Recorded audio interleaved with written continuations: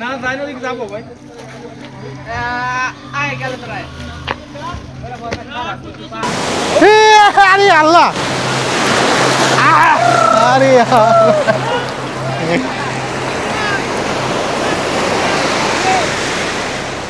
ঘরের মধ্যে একটা গাছ পিকনিক করতে মানুষ হয়েছে টুরে আইছে বরিশাল দিয়ে নিদ্রা চরে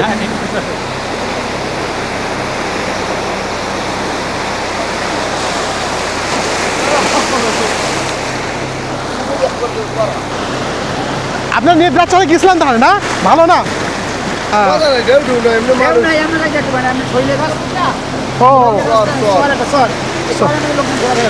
আচ্ছা আচ্ছা ওখানে গাড়ি নিয়ে যাওয়া যায় গাড়ি নিয়ে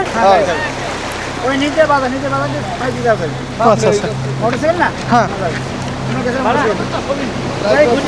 অবশেষে চলেই আসলাম সেই কাঙ্ক্ষিত শুভ সন্ধ্যা সমুদ্র সৈকত কারণ আমরা কিন্তু সব সময় বিভিন্ন সমুদ্র সৈকতের নাম শুনেছি যেমন কক্সবাজার সমুদ্র সৈকত এবং কুয়াকাটা সমুদ্র সৈকত এছাড়াও বাংলাদেশের আরো অনেক জায়গায় অনেক সুন্দর সুন্দর সৈকত রয়েছে তারই মধ্যে একটি আকর্ষণীয় সমুদ্র সৈকত হচ্ছে শুভ সন্ধ্যা সমুদ্র সৈকত তো আজকে এখানে চলে আসলাম এখানে কিভাবে আসলাম কিরকম মজা করলাম সেটার এক্সক্লুসিভ তথ্য এবং এখানে আসার সময় যতটুকু আমরা বেগ পেতে হয়েছে অর্থাৎ ভুল তথ্যের কারণে এখানে এসেছি সেটা যেন আপনাদের লাইফে না ঘটে সেটারই এক্সক্লুসিভ ভ্রমণ গাইড আপনাদের সামনে শেয়ার করব তো মূল ভিডিওটি দেখেন এবং এখানে কিভাবে আসবেন কোথায় থাকবেন সবকিছু আমার এই ভিডিওতে এখন শেয়ার করব তো চলুন মূল ভিডিওতে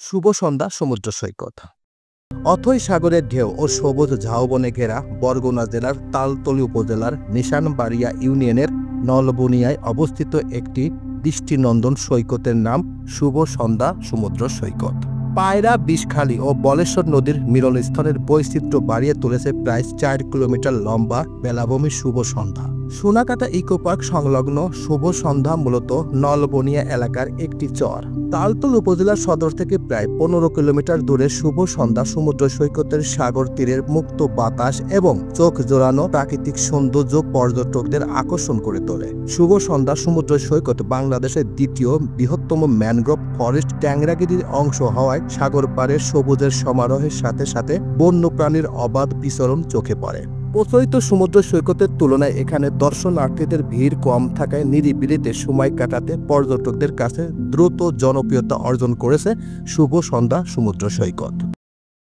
কিভাবে যাবেন ঢাকা থেকে সড়ক এবং নৌপথ বরগুনায় যাওয়া যায় ঢাকার গাবতলী সায়দাবাদ থেকে দুটি পরিবহন সাকুরা পরিবহন আব্দুল্লাহ পরিবহন এবং আরও বেশ কিছু বাস সার্ভিস এই পথে চলাচল করে আর ঢাকার সদরঘাটে লঞ্চ টার্মিনাল থেকে এমবি যুবরাজ 2 এমবি নুসরাত 2 এমবি যুবরাজ 4 সহ আরও বেশ কিছু ডাইরেক্ট এবং লোকাল লঞ্চ বিকেল 5টা হতে 6টার মধ্যে বরগুনার উদ্দেশ্যে ছেড়ে যায় এসব লঞ্চের ডেকের ভাড়া 250 থেকে 350 টাকা এবং সিঙ্গেল কেবিন ভাড়া 800 থেকে 1000 টাকা বরগুনা থেকে তালতলী উপজেলা হয়ে বাস অথবা মোটরসাইকেলে চড়ে নিশানবাড়িয়া ইউনিয়নে অবস্থিত শুভ সন্ধ্যা সমুদ্র সৈকতে যাওয়া যায় এছাড়া বাংলাদেশের বিভিন্ন জেলা থেকে আপনি এখানে আসতে পারবেন আর এইভাবে আসার জন্য সহজ পথ হচ্ছে আপনাকে অবশ্যই বরগুনা জেলার আমতলী উপজেলায় আসতে হবে সেখানে এসেই আপনি যেভাবে পারেন যে কারোর কাছে এক পাগলের কাছে জিজ্ঞাসা করলেও আপনাকে এই তালতলী উপজেলায় আনিয়ে আসবে আর তালতলী থেকে আপনি যার কাছে জিজ্ঞাসা করবেন সেই আপনাকে সহজ পথ হিসেবে এখানে দেখিয়ে দিবে কিন্তু পরিতাপের বিষয় হচ্ছে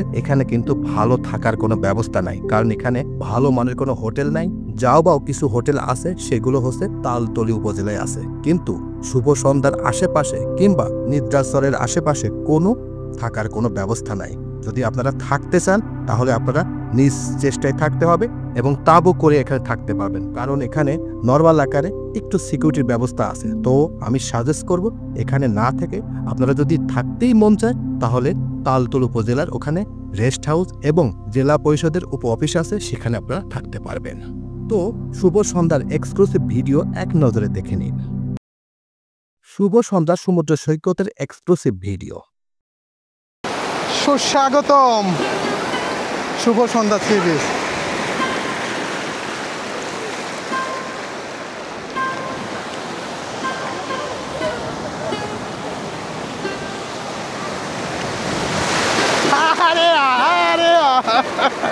এটা বড় ছিল, এটা অনেক বড় ছিল এটা।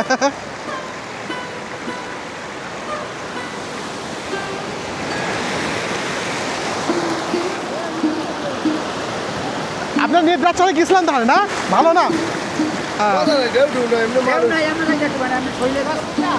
ও ও আচ্ছা আচ্ছা, ওখানে গাড়ি নিয়ে যাওয়া যায়, গাড়ি নিয়ে? ও আচ্ছা আচ্ছা, হ্যাঁ। আসছি ভান্ডারিয়া, পিরোজপুর। পিরোজপুর হ্যাঁ। মরবাড়িয়া আসছেন কোন পাশ দিয়ে আপনারা? ওই যে আমতলি হয়ে আসছেন নাকি? ও আচ্ছা হ্যাঁ। ও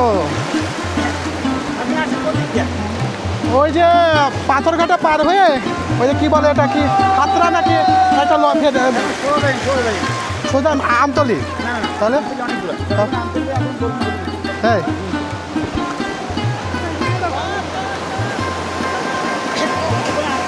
হ্যাঁ।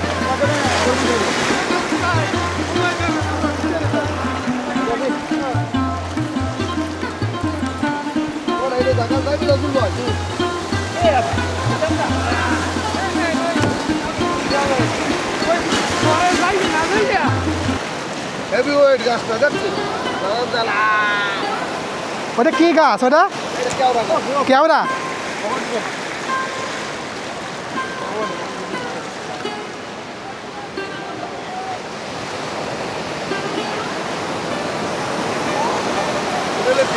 আরে তিন মোহনা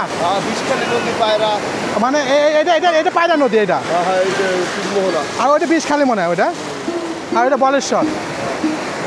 ও তাহলে এটাই হচ্ছে আপনার সেই লাল দিয়ার সব, এটা এটা এটা বোঝা হয়ে গেছে। এই লাল দিয়ার সব কোনটা জানো? ওই যে এইটা, এই যে এইটা, বুঝতে পারছো?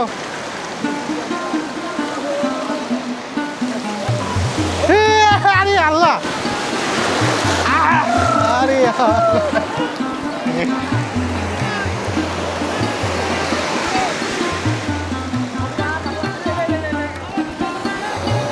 শুভ সন্ধ্যা সি বিচ। কুয়াকাটার ফিলিংস পেতে হলে আপনাদের এখানে আসতে হবে।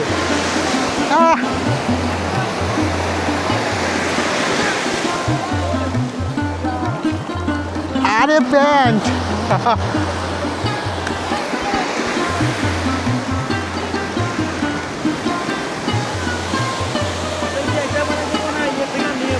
কি সামনে এখান থেকে হবে, আচ্ছা আমি পরে দেখ ফোনে সেটা।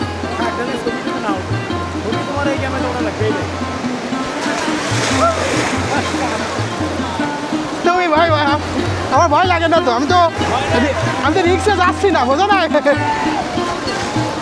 ওরে আল্লাহ, কত বড় বাবা ঢেউ, তুমি দেখো।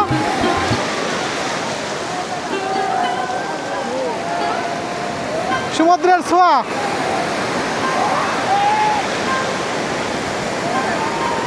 শোনো ওই যে লাল বিয়ার এইটা মনে করো ওই জায়গা।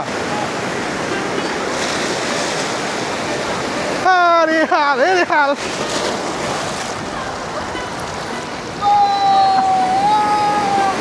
আরে আল্লাহ, আরে আল্লাহ।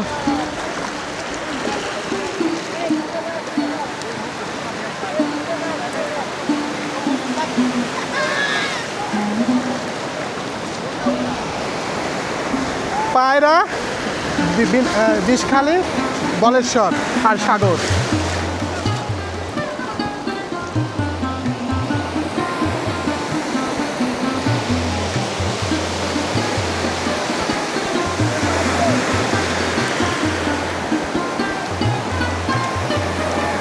যদি দেখার ইচ্ছা হয় চলে আসো সমুদ্রে। ওরে আল্লাহ,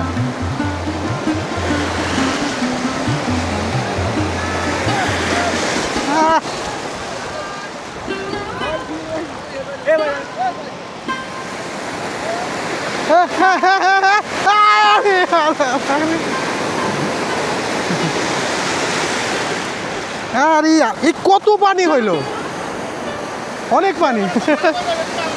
কুয়াকাটার সব ভালো এটা।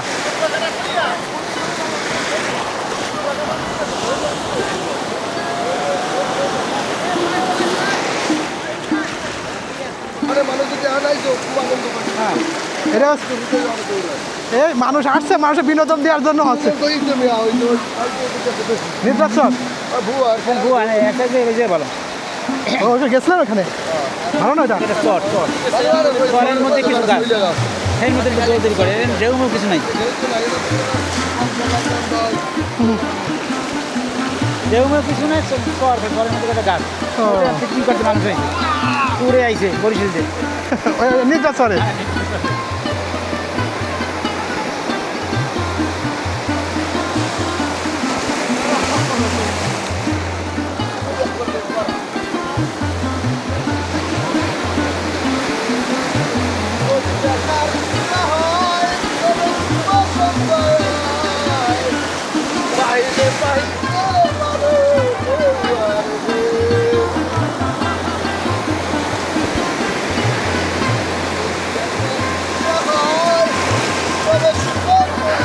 আরে আল্লাহ,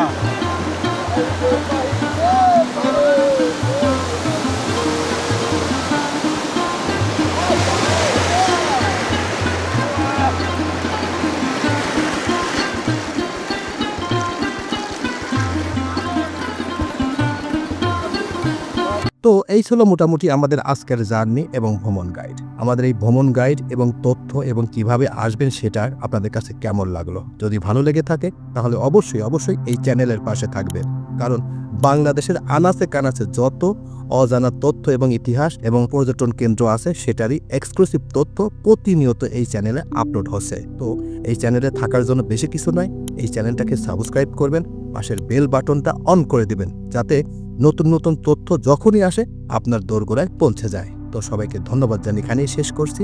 আল্লাহ হাফেজ।